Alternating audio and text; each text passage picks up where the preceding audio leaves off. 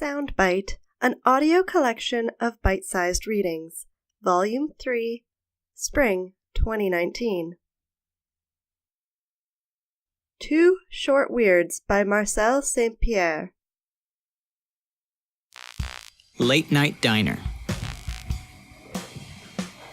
It was 3 a.m. at Stank's 24-hour diner, and Elizabeth thought she'd just seen a man-sized cup of coffee walk into a booth at the far end of her section.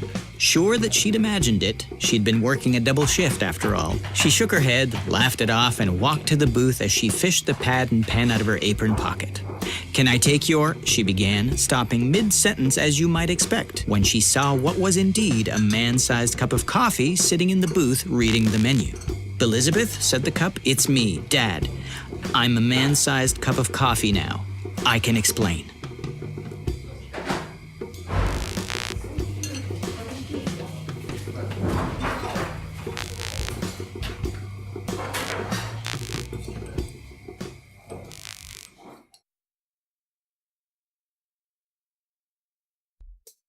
The fog. Had he been paddling for 5 minutes or 5 hours? Hilding didn't know anymore, but he knew he had to be somewhere to be, or was it not be? He became aware of his breathing, the lapping waves, and faint sitar music. And then, out of the fog, he saw a shadow, faintly at first, then more distinct. And he found himself staring open-mouthed at another boat with another Hilding staring back at him open-mouthed as their boats floated past each other. Kaboom! Pow! Pow! And then he was standing in his kitchen, disoriented, naked and painted blue, holding an open jar with nothing but the words "Holy fuck peppers" on the label.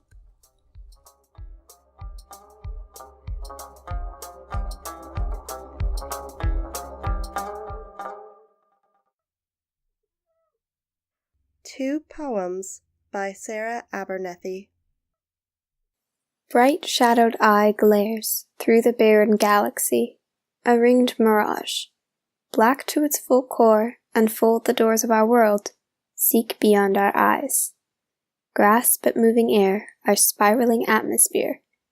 Nothing like the void. Our sky swells with stars, shadows, and we don't believe in boundaries or what lies beyond our planet. Mystified, yet justified. We restart, we retrograde, we re-emerge at the beginning. Black, silver, violet, blue. Our universe in our hands, breathes between our interlocked fingers, feeling for a pulse on the air. Our constellations within us, this galaxy becomes us. Nebulous. Huge Ball By Marc, Cinanni.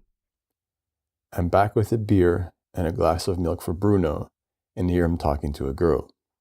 Which is weird, because Cousin Bruno doesn't talk, and he never moves from where I sit him. Then he runs to me and says, "Let's go. We need to find a huge ball." So I take Bruno to Walmart, where he inspects every inch of every ball and picks out one of those huge exercise ones that overachieving office workers like to sit on. Then Bruno makes me blow it up in the parking lot, while he repeats the girl's address over and over, like he does when he's really excited about something. We pull up to her building, and Bruno darts from the car before I get the chance to brief him on women.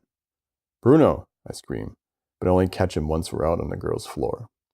She's already peeking out the door, while Bruno bulls forward with the huge ball in his hands. Eyes on the ground, he gives it to her. "This is the planet I promised you," he says. The girl takes the ball, goes inside, and sits down. Her flat has black velvet curtains, candle chandeliers, and the bust of a Baroque guy set above the fireplace. With the big ball in her lap, she wraps her arms around it and sort of shuts down, staring past the plastic and into all the empty air. And Bruno just stands in the doorway. And I'm still in the hall. And maybe we made a big mistake, because it's Bruno, and he has no way of knowing anything about anybody, but especially not about girls. But I just stand there, and Bruno just stands there, and the girl just sits there. And I really want someone to address the damn ball. Bounce it, throw it, hold it in a different way. Say something like, "Jesus, Bruno, weird-ass gift," or "Let's elope right now, you perfect man." or just recognize that a huge ball has entered someone's life, and it's strange and special how two people have made things stop for me. But no one says anything. And the next thing I know, Bruno and Goth Girl are married. And I still wonder what happened about the ball. Where they stashed it, if they play sex games with it, if they bronzed it and set it up in the yard. Or if they just let all the air out and laughed after I left. 3 poems by Avery Isbrucker. Odyesseus. I watch, cat caught his tongue, claws cut deep, deeper than meat's supposed to bleed. He's injured, he's righteous. His eyes, 2 papyrus sheets steeped in our sweet tea silence, his fingers flip through filters, sightless. He feeds myth, he fights it, feels failure's got him lifeless. Posiedon. He suits glistening igneous rocks in beds of blossoming moss. He suits the tides high, reaching to drown and renew. The tides low, devious, though reduced, ever rolling, ever passing, ever singing. And I am a siren, and I listen to his song, the only one that lulls mine through the deeps, back to sleep. Medusa. Medusa sits, snakes hidden, eyes down, palms shut. Treason against gods left her heartless. Eyeless, iris, reflections are harmless to gorgons gone goreless. She refused reason, refuted her own myth. Her hero caught spinning, fleece lies layered up, kept warm by reputation's weakness. See this. A story only gains glory once repeated. A story only gains glory once repeated. The Tattoo by Thorsten Nesch. Trotting home from the gym through the city, staying close to the walls, I was dodging the rain. The forecast of drizzle turned out to be wrong. Instead, the rain seemed to wash the gray and white lights of the gigantic flat screens and let them collect in the puddles and streams in the streets. Letters, pictures, and videos dissolved on the nervous surface, sputtered by the raindrops and crushed by the soles of people's rubber boots. My boots were old, standard plastic recycled gray, but still pretty good. They fit the best with thick socks between autumn and spring. Now they set a little loose. This year's July was somewhat less wet, merely 2 downpours so far, including the one right now. A woman passed me by, dressed well, wearing the newest see-through rubber boots, barefoot. It seemed like her feet didn't touch the ground. She held up an e-umbrella stick. The water ran over an invisible shield around her to the ground, a thin curtain of rain surrounding her.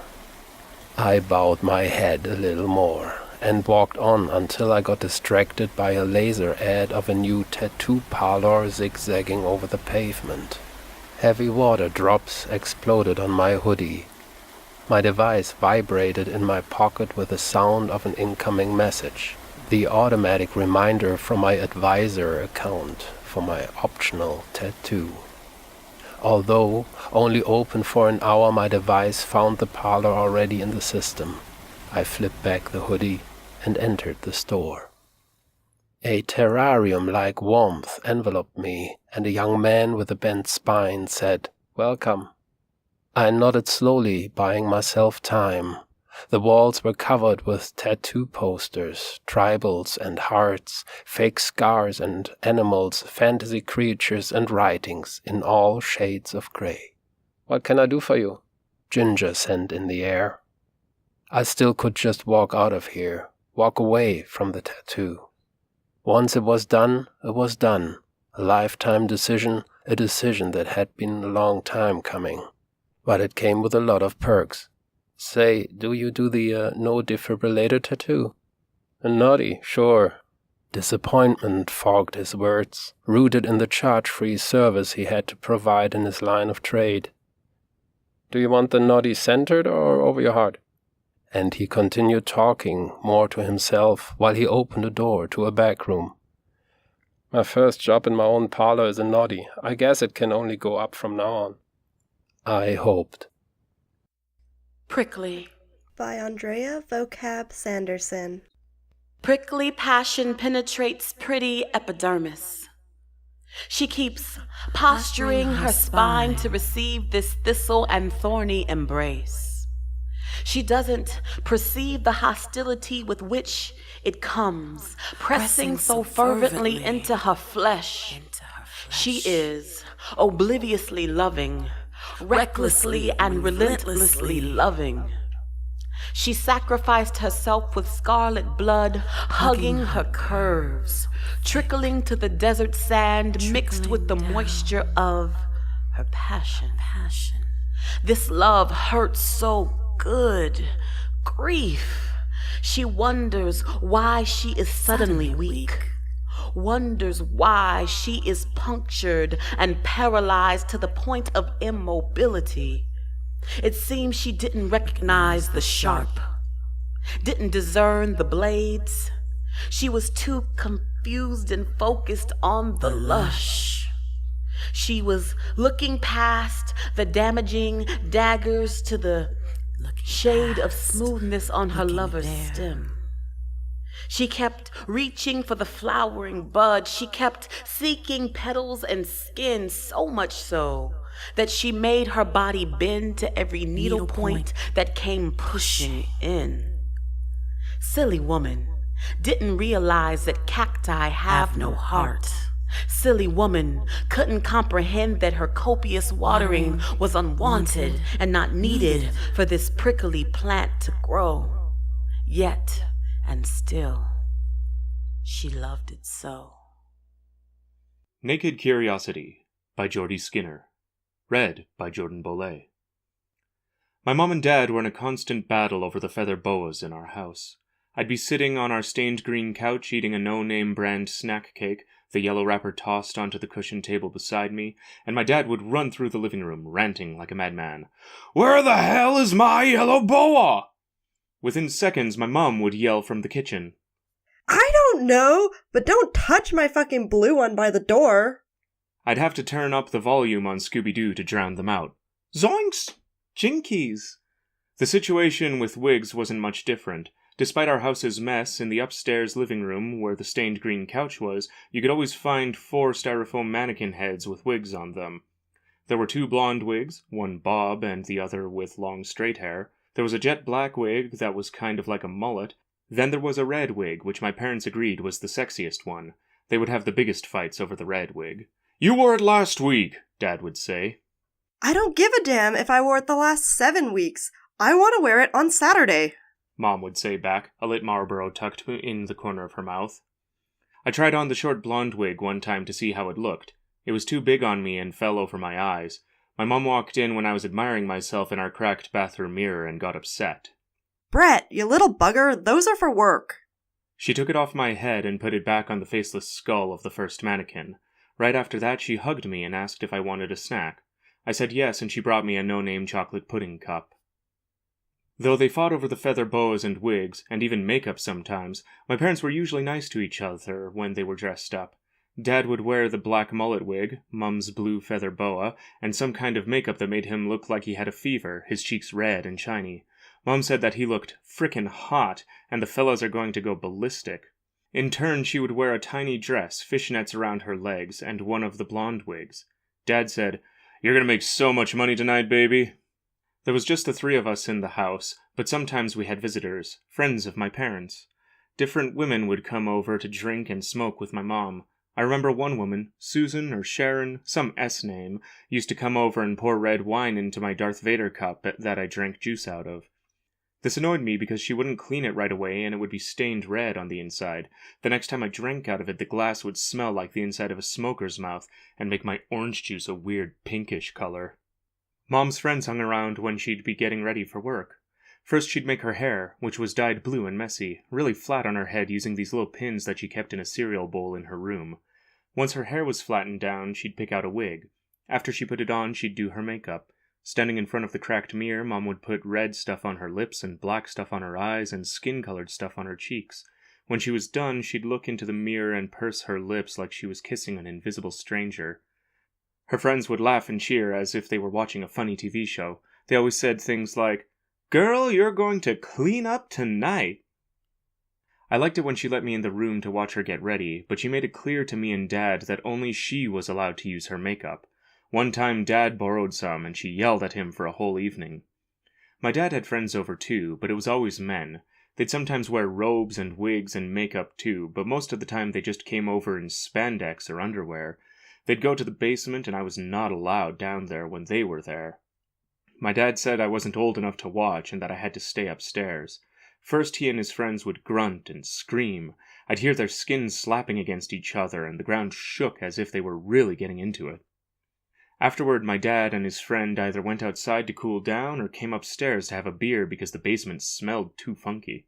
They'd be covered in sweat and breathing hard. Angry red marks streaked across their bodies. One time I noticed there were teeth marks on my dad's left shoulder.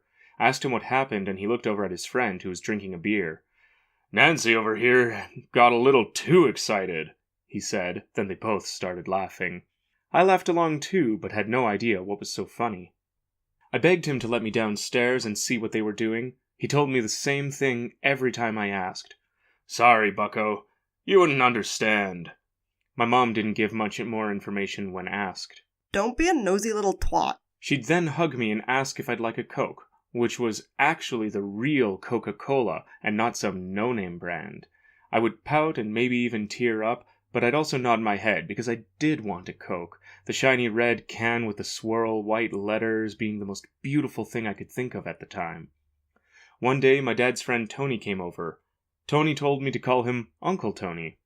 Uncle Tony was my favorite of all my dad's friends. He said I had big muscles and I was handsome, which made me feel good. After saying hi, Uncle Tony went to the basement with my dad and shut the door. From where I was in the upstairs living room, I could hear the familiar grunting and slapping. Odd shouts and screams came from behind the shut door. "Oh, yeah! Come here! Harder!" It was just too much. After several weeks of Uncle Tony coming over, the curiosity had built up in me, like when you let the tap in a bathtub just keep running. The water had reached the edge and began spilling over. I needed to know exactly what they were up to. It sounded so fun! Why couldn't I know? One little peek wouldn't hurt anyone. I quietly snuck downstairs, making sure not to make too much noise. When I reached the wooden door leading into the basement, I stopped and pressed my ear against it. Their words were muffled like they were talking into pillows, but I could still make out what they were saying. "You gotta come in harder, Tony," Dad said. "Fuck you," Uncle Tony replied. I put my hand on the dented doorknob and twisted it as gently as I could. Ever so slightly, I moved the door inwards and maneuvered my head so I could see what they were doing. What I saw changed my life forever. It was like in that old movie, The Wizard of Oz, when Dorothy opened her front door, and everything was now in color. There was my dad, wearing the black mullet wig and yellow spandex pants. His muscles looked big and wet like he was covered in the cooking oil Mom used to make French fries. Uncle Tony was wearing tight red spandex underwear and was just as wet as Dad. Uncle Tony had muscles too, but they weren't as big as Dad's. Dad reached one arm through Uncle Tony's legs and another around his shoulder. With a grunt, he picked up Uncle Tony and slammed him on the ground, blankets covering the landing spot. Uncle Tony rolled around in pain. His face looked like he had a horrible tummy ache. I thought Dad had hurt him. It scared me. Then Dad took 2 steps backward and cupped his hands to his mouth. "Time to take out the trash! You ready, Winnipeg?"